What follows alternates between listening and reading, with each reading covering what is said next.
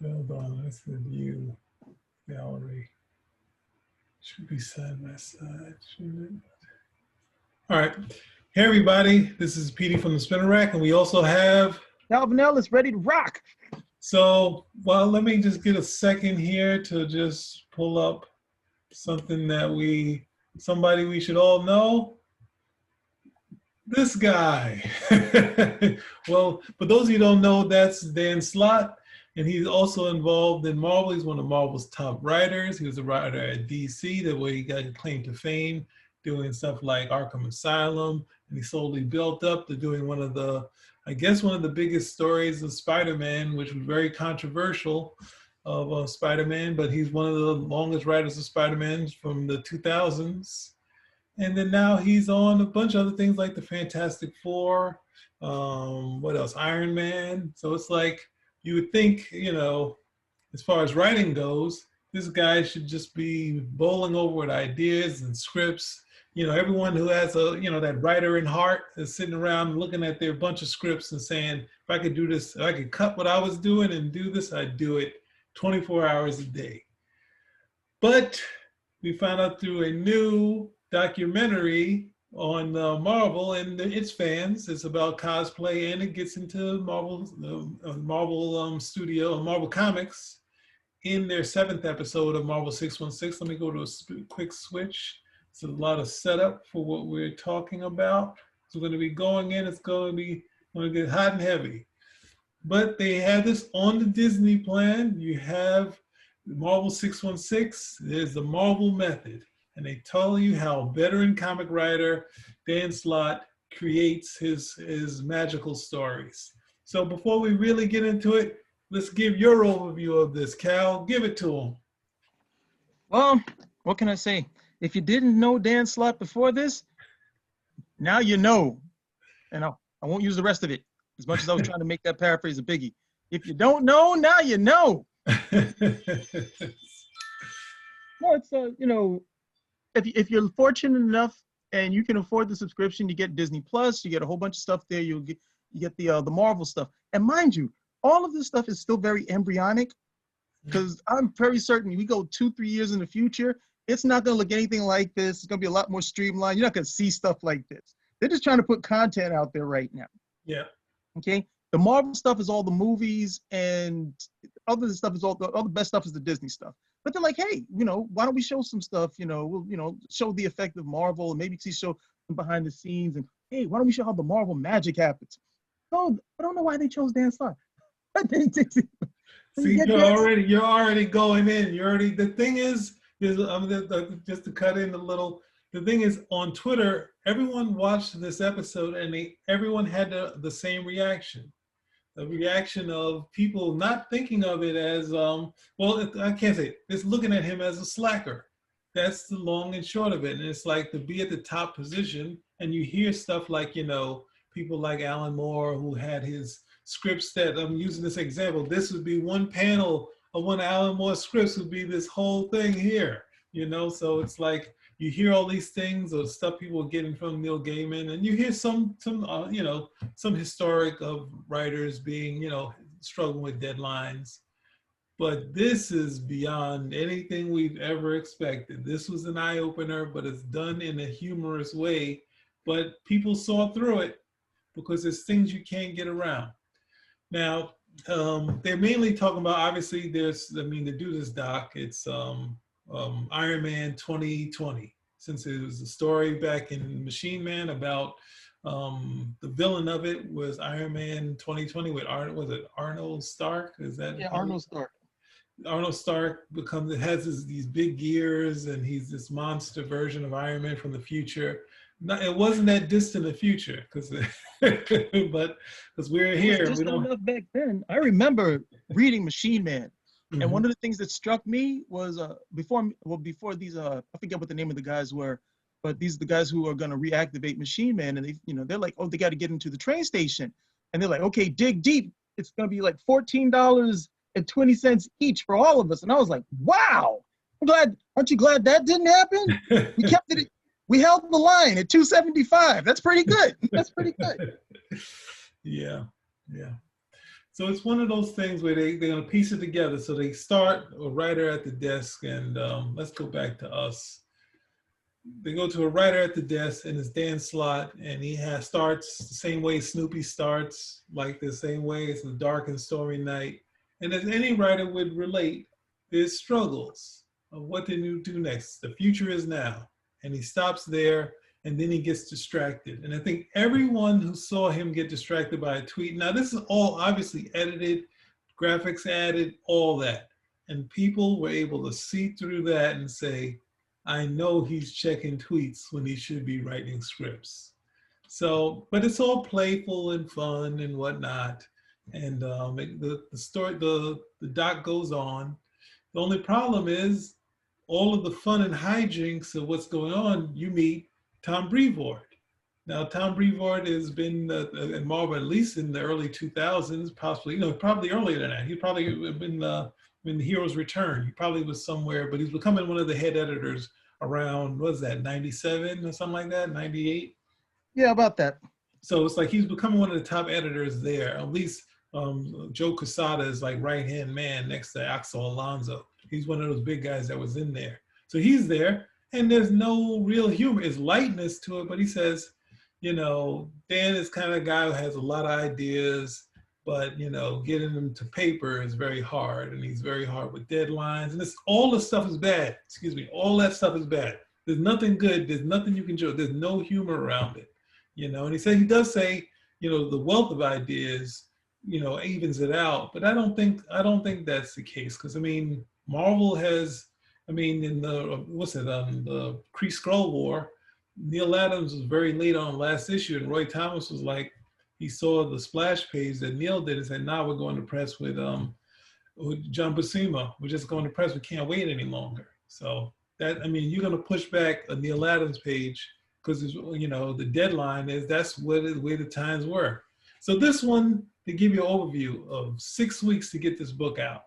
And they don't tell you how much time, is that? Is that 6 months before a certain point, or this, that, and the other? It seems like they're running close to the deadline. So while you were watching this, when you saw Tom Brevoort, what were you thinking at that point? Because I was kind of through with him at that point, for me.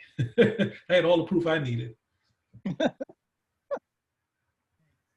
what do you think? Supposed to be solely about, this is only supposed to be going in on Dan Slott. No, I don't have a problem with. I get him.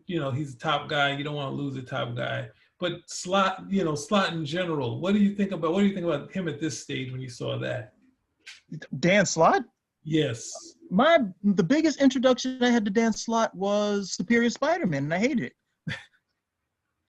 I hated him right along with it. I love the way he's like, and the internet went crazy. I was like, you killed Peter Parker, man.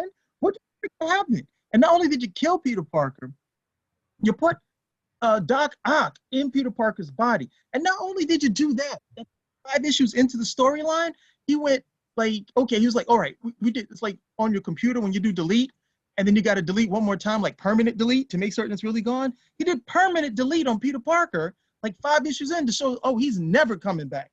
It's just going to be Doc Ock.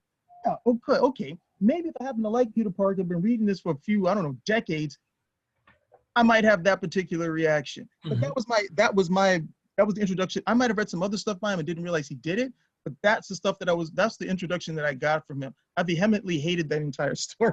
Wow. All right. So I just want to also bring up, as far as this Doc, because I was kind of through, I had the proof I needed that this guy's a total slacker when they went to Tom Brevoort. How would you feel about him as a writer at that point? As you're well-read, you're a writer yourself. What are your thoughts on that? Me watching this video? Yes. Slacker. Remember that character in Austin Powers, starting with the second movie? Mm-hmm. You remember him? Yeah. What about? You know what I'm talking about, right? Not sure. Which one is that? Fat bastard? Yeah, I know that. That's it. That is just wrong. We're not that kind of show. The other problem is that there are also pictures of him, starting out. And he's not like a skinny guy, but he's not huge. and Lord. But anyway, it wasn't a pandemic at that point, so I can't even say that. Too much. Okay, it's too much. You start the whole thing off, and then you got him, and he starts off and he's like, okay, I'm trying to write something. I can't get through it. Can't get through it. All right, I know what I'm gonna do. I'm gonna walk around Manhattan and I'm gonna try to soak up some inspiration because Marvel is the world outside your window. And like, yeah, that worked for Stan Lee. I don't know about you, but you look at him, you get the whole, the rotundness going on right over there with him. Then you come over and it's like the dude is shirking his responsibilities in terms of doing the writing. So it's like, okay, so far I haven't seen you pound out a paragraph yet. Then the next thing you're talking about, okay, we got to get this guy over here with the art, and you're critiquing the art like, no, we got to have the gears, man. We got to have the gears, which I did agree with.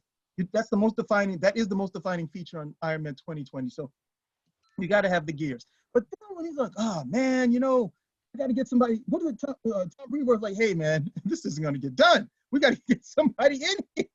It's like Christos Gage. And Christos Gage is over here like, yeah, me working with the guys helped me be a better writer and definitely helped me get some paychecks. He doesn't finish what he starts, so that's helping me. That's helping me as well. But what says, oh yeah, Christos Gage is my bitch. Oh, I mean, he's half my brain. We can't say that. Mars somewhere. We stepped on his grave right now. I'm just looking at this whole thing. It's like, oh, you got to be kidding me. From somebody who would love to write from comics, Superman especially. You look at that type of stuff, and you'd be like, okay, man, I'd be up pounding out these stories, trying to come up with the best ideas. Lollygagging, walking around Manhattan, passing the buck off to Christos Gage, and then critiquing Christos Gage when he writes stuff like, no, this is not the right dialogue. Like, why don't you write it? Yeah. Now, I think, what was it? I think a lot of the people who are considered scripters have been they haven't been respected as far as writers. Because a lot of artists have kind of been like, hey, I'm going to do the art and plot. And then I just someone who just feel like, even like Neil Adams was saying, all that Roy Thomas did was writing the dialogue. And I'm not, even if the cases, Christos, that is what Christos Gage is doing. But at the same time, it's an involved process. It's not just looking at it and putting the words in there. Because I remember, doing fan stuff and a friend of mine drawing a book and sending me back to write, I plotted it, sent him the plot. He sent me back the artwork, and I looked at it, and it was daunting to say, how do I start? Dialogue, I get it. The dialogue has to make sense. Yes. You still got to come over there, and the dialogue stuff to follow along with the plot. So it's not easy. I mean, a full script, to be honest, a full script is really what you're supposed to do as the writer. Mm-hmm. Okay? You're supposed to, what are the people saying? What are the effects? Yes. What's supposed to be happening in this? And then, but the idea is you're supposed to leave enough room for the artist to create. Mm-hmm.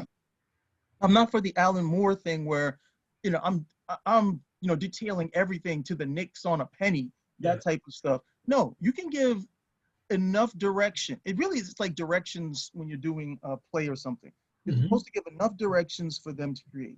The better you two work together, the less direction you actually have to give, unless it's something specific that has to happen because it's crucial to the story, or it's a specific image that you want to see rendered over there. Like, no, it needs to look like this.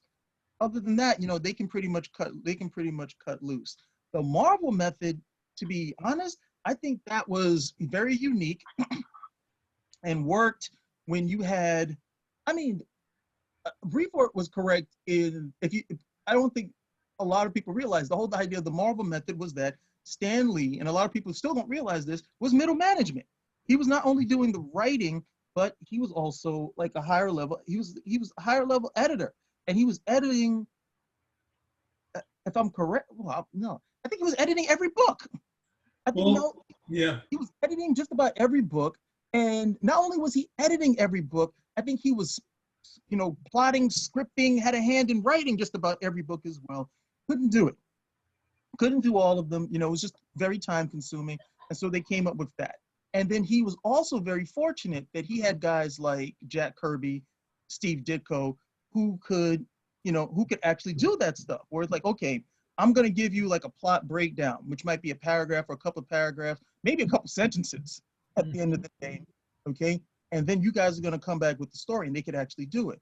And even then, Stan still had to come up with the dialogue, and you firsthand, you know, we're saying that's not an easy thing to do. Where you come back, you look at all these pages, you're like, what's going on? Who's this flying guy? What am I supposed to say? You know, all this other type of stuff, and still come up with dialogue that meets it. But I guess that worked. You know, that was just synergy. It worked for them.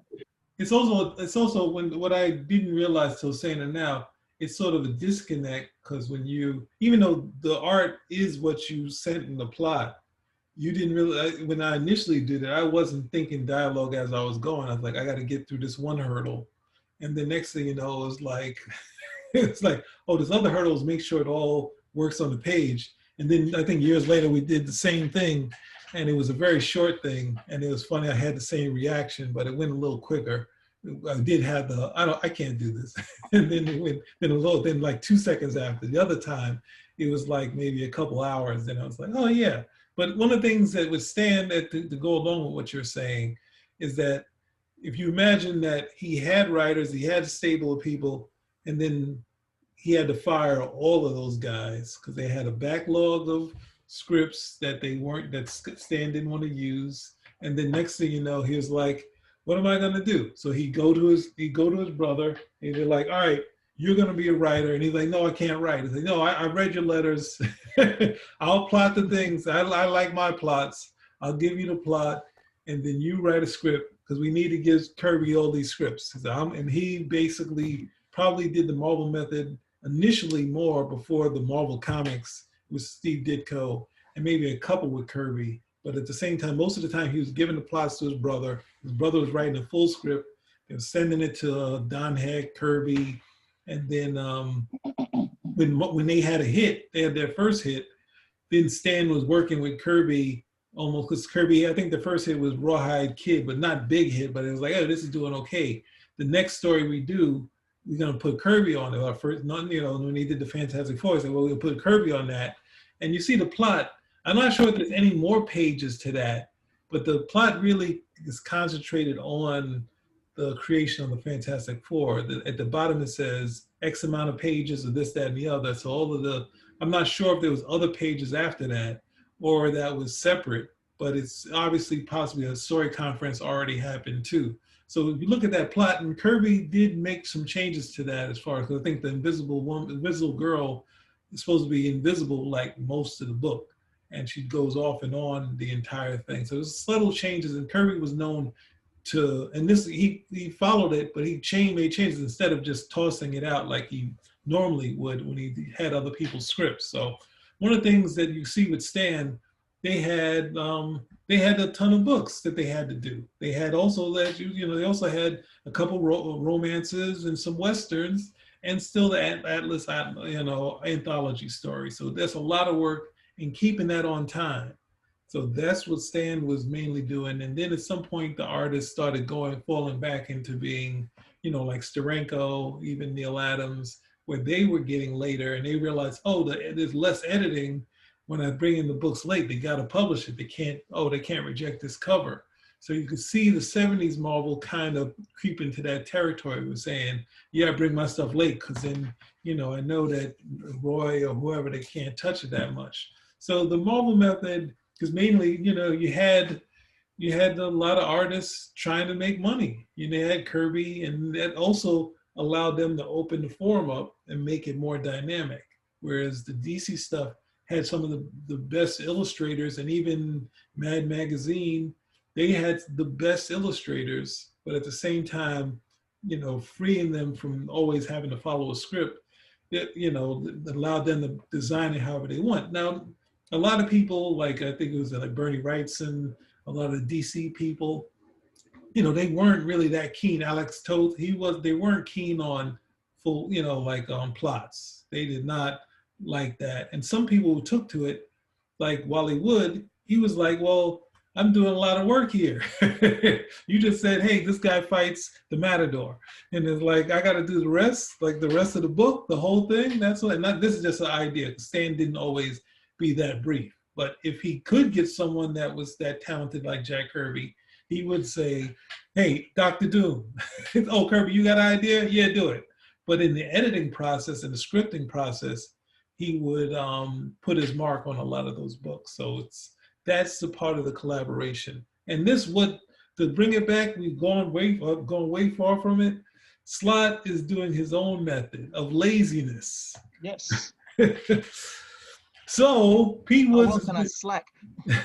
but Pete Woods kind of covers for him in this and on Twitter later, because he kind of says, hey, you know, this, that, and the other, how they work well together. He's on the road. There's a nice shots to him in his RV drawing. He's coloring. It's all this cool stuff that you love to see. You know, this is the part we love, to get the hard work. Then they cut back to, as you said, they cut back to Dan Slott, and Brevoort has to say, I gotta give this to another writer. And it's like, what?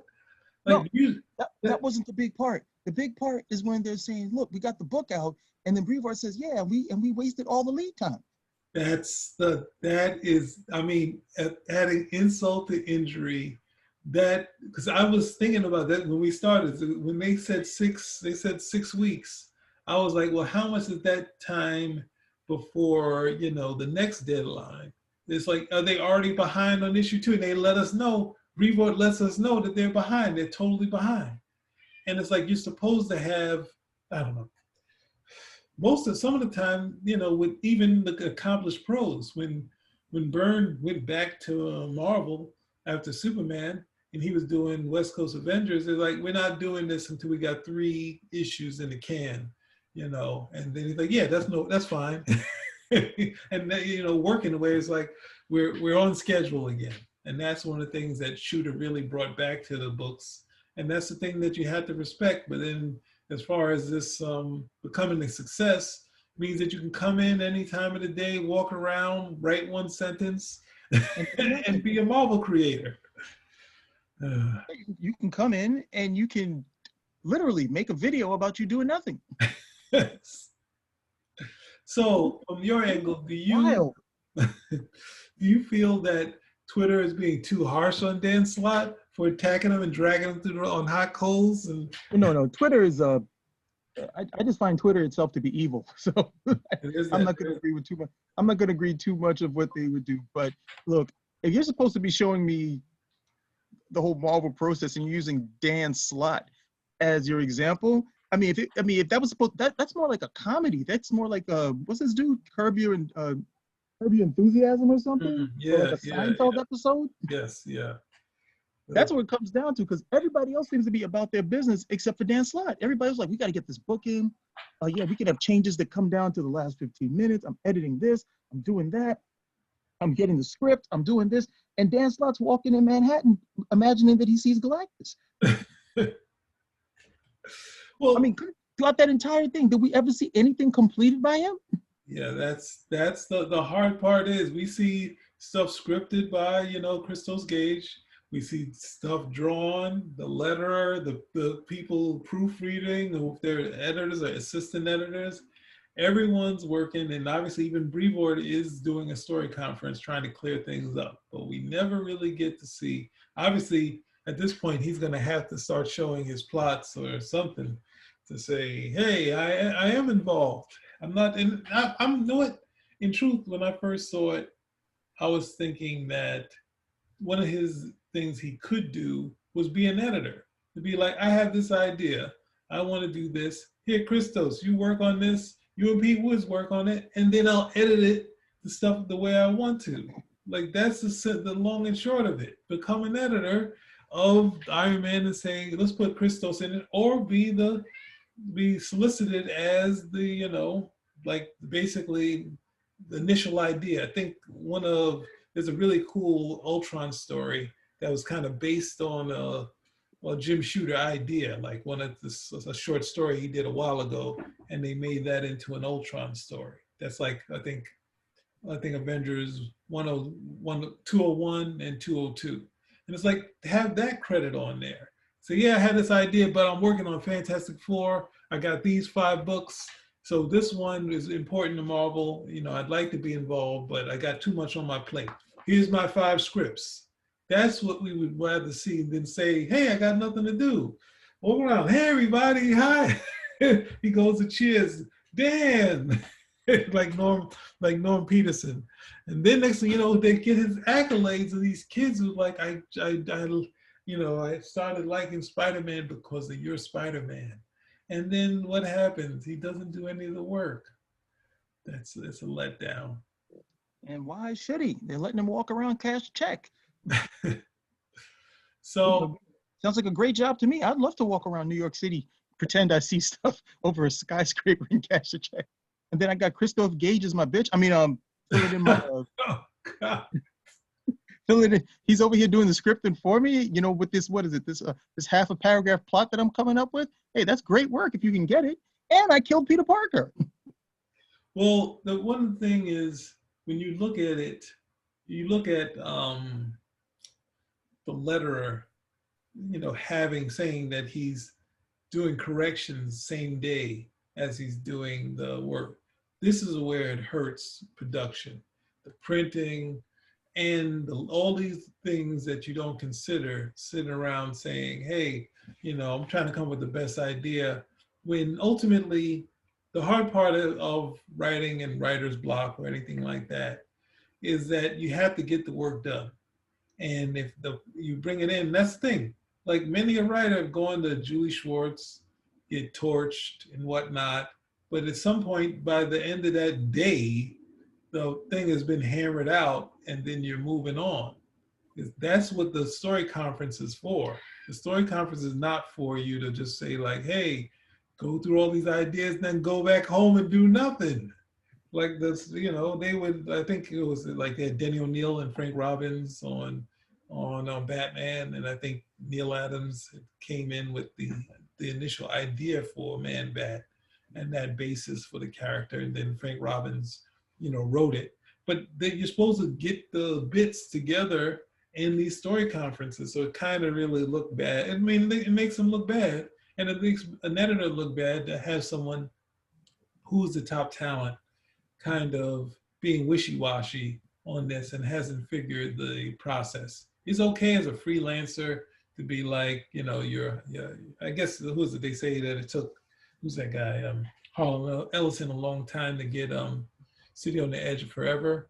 But then I think Gene Roddenberry got him into a room and said, finish it here.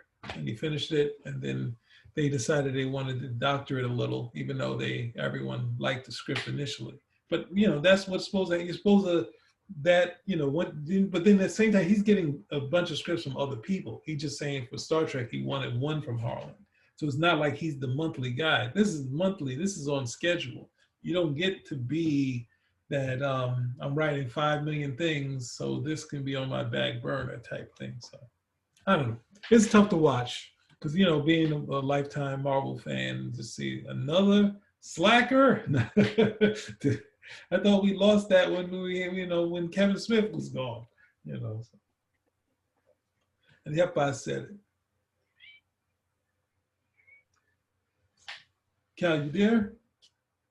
Did I lose you? Did I lose you? No, it's still here. Had to deal with everything that was coming through. I'm still trying to juxtapose what you're saying and that image of Dan Slott. I just see him sleeping in that chair after having like a big, massive chicken Parmesan hero. It's like I don't want to call up. I'm calling up Jim Lee. Hey, Jim Lee, how's everything going? Hey, I'm in a meeting right now. You want to hang out? So I'm living this big DC meeting. I'm gonna meet Dan Slott. I think he's gonna come over to DC, and they just go hang and they play ping pong, or something like that. So I guess that's as much as we can say. But I mean, no, there's more we can say, but you won't let me say it. There's a bunch more.